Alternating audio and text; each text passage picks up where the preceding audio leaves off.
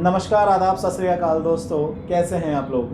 मैं आप लोगों का होस्ट संदीप कुमार शर्मा स्वागत करता हूं आप सभी का एक बार फिर अतुलनीय हिंदी चैनल में। आइए वीडियो शुरू करते हैं। जी हाँ दोस्तों, जैसे कि आप लोग पहले ही जान चुके हैं थंबनेल देख करके कि यह वीडियो शब्द और पद पर आधारित होने वाला है। शब्द और पद ऐसी एक परिकल्पना है जो कक्षा 8वीं से ही आरंभ हो जाती है और कक्षा 12वीं तक मुख्य रूप से पूछी जाती है। और अधिक विलंब ना करते हुए आइए वीडियो शुरू करते हैं। यदि मैं कहूँ शब्द बनने की प्रक्रिया वर्ण से शुरू होती है तो वो गलत नहीं होगा। क्यों? क्योंकि शब्दों का निर्माण वर्णों से होता है। वर्ण ही एक साथ मिलकर के शब्द का निर्माण करते हैं, शब्द ही पद कहलाते हैं और पदों से ही वाक्यों का निर्माण किया जाता है। तो इस रूप में हम समझ सकते हैं कि इसकी जो लघुत्तम इकाई है वो है वर्ण। सार्थक वर्णों से शब्द बनते हैं, शब्द ही पद कहलाता है और पदों से ही वाक्य का निर्माण होता है। तो आइए सबसे पहले हम जाने कि शब्द किसे कहा जाता है। तो यदि मैं कहूं कि वर्णों के सार्थक मेल को शब्द कहते हैं, शब्द कहते हैं, तो ये गलत नहीं होगा। क्यों? क्योंकि वर्णों के मेल से ही शब्दों का निर्माण होता है। और आप लोग देखिए कैसे सार्थक कैसे हैं। जैसे मैंने लिखा क म ल कमल, और जैसे ही मैं इसको करता हूं ल म क लमक, तो इसका अर्थ है, इसका कोई अर्थ नहीं है। तो हम समझ सकते हैं कि वर्णों के सार्थक मेल से ही शब्दों का निर्माण होता है और यही शब्द पद कहलाते हैं। अब शब्द के पद बनने की जो प्रक्रिया है उसमें भी विविध आयाम हैं, मैं आपको वह भी समझाऊंगा। सबसे पहले हम समझ लेते हैं कि शब्दों का क्या अर्थ होता है। तो वर्णों के सार्थक मेल से ही शब्द बनते हैं। अब हम शब्द के बारे में जानेंगे कि शब्द किसे कहते हैं। अब हम जान चुके हैं कि वर्णों के सार्थक मेल से ही शब्दों का निर्माण होता है, लेकिन शब्द पद कब बन जाते हैं? तो मैं कह सकता हूं कि एक शब्द जब वाक्य में प्रयुक्त होता है तो वह पद बन जाता है। साधारण तौर पर यदि मैं आपको उदाहरण दूं, जैसे मैंने लिखा पट। अब पट के दो अर्थ होते हैं, एक कपड़ा और एक दरवाजा। अवश्य ही आपको ये दोनों चीजें नजर। तो पट के दो अर्थ होते हैं, कपड़ा और दरवाजा। अब मैंने कहा पट, अब इसके दो अर्थ हमारे और मेरे दिमाग में अलग अलग हो सकते हैं, क्योंकि आप सोच सकते हो कि इसका अर्थ हो सकता है कपड़ा और मैं सोच रहा हो सकता हूं दरवाजा। तो इसलिए हम कह सकते हैं शब्द की जो है परिकल्पना स्वतंत्र होती है। शब्द का कुछ भी अर्थ लिया जा सकता है, लेकिन शब्द जैसे ही वाक्य में प्रयुक्त होता है तब वह पद का कार्य करना आरंभ कर देता है। जैसे मैंने एक उदाहरण लिया, मंगन को देख, मंगन को देख पट देत, पट देत बार बार। तो हम यहां पर देख सकते हैं, यहां पर पट का अर्थ क्या है? यहां पर पट का अर्थ स्थिति के ऊपर आधारित है कि कोई भिखारी को देखकर दरवाजा बंद कर देता है या भिखारी को देखकर बार बार कपड़े दान करता है। लेकिन इसके माध्यम से हम एक चीज तो समझ पा रहे हैं कि जब शब्द ये वाक्य में प्रयुक्त हुआ है तो अवश्य ही ये वाक्य के अन्य पदों के आधार पर ही अपना अर्थ प्रदान करने वाला है। तो हम समझ सकते हैं कि अकेला शब्द स्वतंत्र होता है, जबकि वह वाक्य में जब प्रयोग कर लिया जाता है तब उसकी स्वतंत्रता नष्ट हो जाती है। वह अन्य शब्दों के आधार पर अपना अर्थ प्रदान करने का कार्य करना आरंभ कर देता है। तो इस आधार पर यदि हम समझें कि शब्द क्या है और पद क्या है, तो शब्द क्या है? शब्द एक स्वतंत्र रचना है। वह क्या है? वह स्वतंत्र है। क्यों?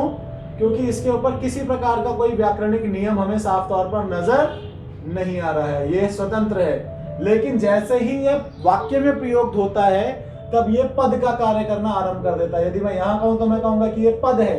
क्यों?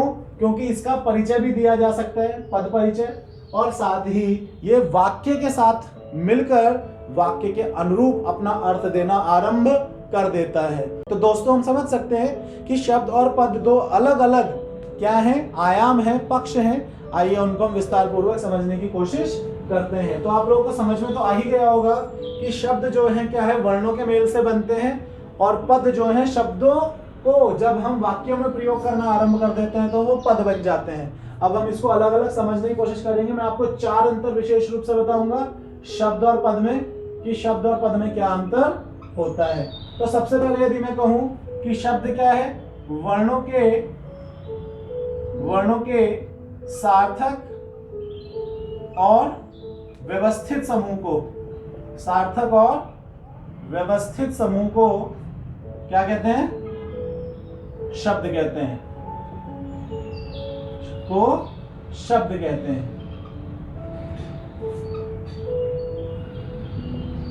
जबकि पद क्या है, शब्द जब वाक्य में प्रयुक्त होता है, वाक्य में प्रयुक्त होता है तब वह पद कहलाता है, पद कहलाता है। तो इस रूप में यदि हम देखें तो यहां पर पद जो है वो वाक्य के अनुरूप अपना अर्थ देता है। किसके अनुरूप? पद देता है वाक्य के अनुरूप, वाक्य के अनुरूप अर्थ। तो हम एक चीज तो समझ पा रहे हैं साफ तौर पर कि पद, जब कोई शब्द पद बनने की प्रक्रिया में आता है तो उसको वाक्य में प्रयुक्त होना बहुत आवश्यक है, और जब वह वाक्य में प्रयुक्त होता है कोई शब्द तो वह पद बन जाता है, क्योंकि वाक्य के अन्य शब्दों के साथ वो अपना अर्थ प्रदान करना आरंभ कर देता है। ठीक इसी प्रकार यदि हम इसका दूसरा एग्जांपल लें तो हम समझ सकते हैं कि शब्द जो है, शब्द क्या है, शब्द एक स्वतंत्र सत्ता है, शब्द की स्वतंत्र सत्ता होती है। जबकि पद जो है क्या है, पद वाक्य के अन्य पदों पर क्या करता है, निर्भर करता है। बार बार मैं ये चीज आप लोगों को समझाने की कोशिश कर रहा हूं। सबसे पहले आपको यही समझने की कोशिश करनी है कि पद जो है वाक्य के अन्य पदों पर निर्भर रहता है। तो दोस्तों यदि मैं आपको एक और एग्जांपल देने की कोशिश करूं तो मैं कहूंगा रमेश पत्र लिखता है। तो यहां पर आप देखेंगे, यहां पर पत्र का अर्थ जो है वो क्या है, चिट्ठी। लेकिन यदि मैं पत्र का अर्थ लूं तो पत्र पत्ते को भी कहते हैं। तो यहां पर आप देखेंगे कि यहां पर जो अर्थ मिल रहा है वो पत्ता नहीं मिल रहा है, वो जो अर्थ मिल रहा है वो चिट्ठी का ही मिल रहा है, क्योंकि लिखने की बात की जा रही है। तो हम समझ सकते हैं साफ तौर पर कि वाक्य में जब एक शब्द प्रयुक्त हो जाता है तो वो पद कहलाता है, लेकिन पद बनने की स्थिति यही होती है उसकी कि वह अपना अर्थ पूर्ण रूप से स्पष्ट कर सके, उसका अर्थ व्यवस्थित हो और वह अन्य शब्दों के साथ मिलकर वाक्य का एक अर्थ प्रदान करने का कार्य करे। तो हमने 2 भेद देख लिए, आइए अब हम तीसरे भेद की ओर चलते हैं। तो शब्द जो है, शब्द पर कोई व्याकरणिक नियम कार्य नहीं करते। अब यदि पद की जब हम बात करें तो पद पर व्याकरण के नियम क्या हो जाते हैं, लागू हो जाते हैं।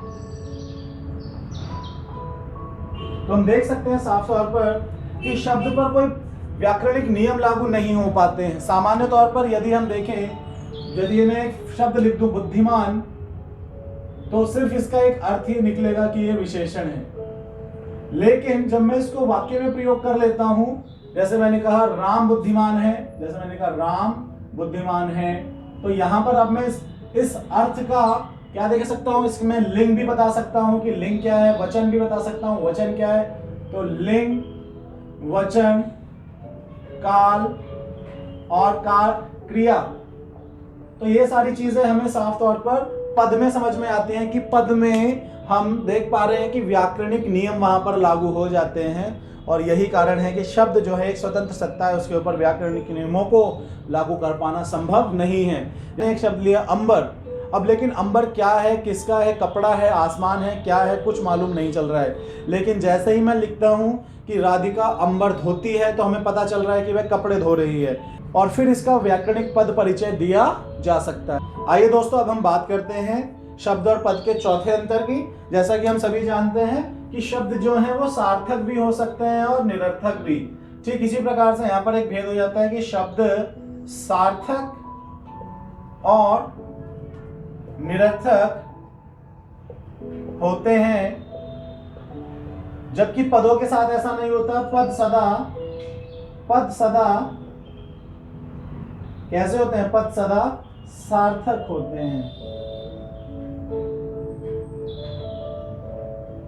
तो इस रूप में यदि हम देखते हैं दोस्तों, तो हमें साफ तौर पर समझ में आ रहा है कि शब्द जो है एक स्वतंत्र सत्ता है, उसको व्याकरणिक नियमों में बांधना बहुत मुश्किल है। लेकिन एक पद जो वाक्य में प्रयोग हो रहा है, उसका पद परिचय दिया जा सकता है, उसका लिंग, वचन, कारक, काल हम विशेष रूप से स्पष्ट कर सकते हैं। तो मुझे आशा है आपको आज की ये परिकल्पना विशेष रूप से पसंद आई होगी। यदि ऐसा है तो प्लीज़ चैनल को सब्सक्राइब करें, कमेंट करें, लाइक करें और इस वीडियोस को ज़रूर शेयर करें अपने दोस्तों के साथ, ऐसे लोगों के साथ जिसको इसकी विशेष रूप से आवश्यकता है, जो लोग सरकारी नौकरियों के लिए तैयारी कर रहे हैं। विशेष रूप से हमारी वीडियो ज़रूर देखें। आज के लिए इतना ही। जय हिंद, जय हिंदुस्तान दोस्तों। जय हिंद, जय हिंदुस्तान।